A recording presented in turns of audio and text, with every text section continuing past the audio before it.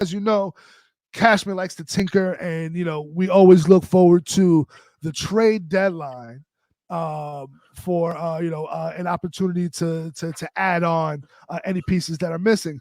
But it's hard to look that far ahead when so many impactful free agents are still kind of hanging out there like a fucking matzo ball. And so, one of the guys that we've been talking about incessantly on this pod, I think I've gone back, 2, 3, 4 pods now in a row, talking about the fact that, hey, the longer this plays out and the closer we get to pitchers and catchers, if Blake Snell is not signed, I would come back, re-engage, and try to see if there is some sort of a short-term high AAV deal that we can work out to help Boris and his client save face and really give the Yankees that last push that they need over the edge, particularly in the rotation. So Mark Feinsand, formerly of Yankees.com, I think he's now covers the Yankees for the Daily News, said this: Blake Snell has an offer on the table from the Yankees, per a source,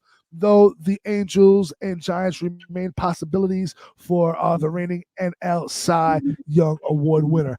Everybody who's listened to this pod knows where I stand. Blake Snell makes all the sense in the world for the 2024 New York Yankees. But with this new news that the Yankees are now re-engaged, what do you think, Juan? So I've always been on the short end for the Snell deal. The 2 years, 3 years high AV with the opt-outs. But after looking into it, I don't think it's as beneficial as we think it is, because it's going to cost us a lot. So what I mean by that is basically the Yankees are, the last 2 or 3 years, they've been over the tax threshold for the salary. For there was $297 million. They went over the luxury tax. So let's say if they offer, for example, Snell a 1 year, 2 year, $30 million deal, that's gonna put them at $330 million, which is gonna be paid. That $30 million is gonna be paid at 110%. So basically, we're gonna give Snell $30 million, then we're gonna be essentially paying $63 million for Snell. So that's then we're gonna be paying 33 over, that much in the luxury tax. So it's is it worth it? So it's going to be equivalent to 63 million. And then also, since the Padres offered him the qualifying offer, they said that it will cost us a 2nd and 5th round pick in the draft, plus $1 million in the international signing pool, which I feel that's probably a lot more than what people may think, because they only get 5 or 6 mil to sign international players. And the Yankees always use basically all their money to sign 1 or 2 players, the biggest prospects. So I feel that's a lot more than what we've, it's going to cost us. So I would love that idea. And if they do that, that means the Yankees are literally all in, because they're accepting the fact that they're going to have to pay this money in the luxury tax. So I like the idea of it, but realistically, I'm okay if they don't do it. And then I know we're going to go into it. There's another person that I would rather sign instead of Snell, and I'll leave that for later on. But yeah, that's just my take on it. Adi, what you think? Yeah, no, I mean, I'm with you on that. I think the fact that the Yankees are still engaged is a sign of they're still putting in work, right? They're not done. In other places around town, you don't hear anything of what's going on. So at least that the Yankees are making moves, that the Yankees are still in it, is helpful. And to Juan's point, I give them credit for going back on the table with Snell, right? We offered him a pretty big bag, and I'm kind of whoa, I'm happy he didn't accept that first offer, right? So I think in that sense, it's a good thing. Would he add to us? 100%. And especially at this point right now, we feel maybe he gets here on the cheap, maybe on the 1 year deal. So it ain't a bad look. But to say that the Yankees are done, you can't, right? Because now, oh damn, the Yankees there's an offer out there. That's what, right? That's the reports. Yeah, since 7:30. There's an offer out there. So with Cashman, who everybody loves to bash, is showing that he's still trying to or attempting to make moves. And for fans to be like, oh, we haven't done anything, all we did was get so Cashman is working. It ain't that he's sleeping in a sleeping bag, in Times Square. He's putting in that work. So, there's other people that wish that the GM was putting out work out there and trying to get, snag those free agents. So that's my take. I hope he accepts a Carrera type deal, but we shall see. And look, Juan hit it on the head. It was like, are you all in, right? And so, yeah, I hear it, the luxury tax and the backup, but you know what? You're the fucking Yankees, and that has never stopped the Yankees before for when they find a deal that is palatable, is worth it, and they have a chance to go win a championship.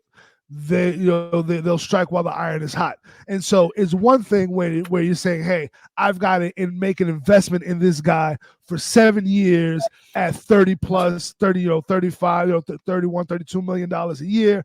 I don't want to do that for 7 years.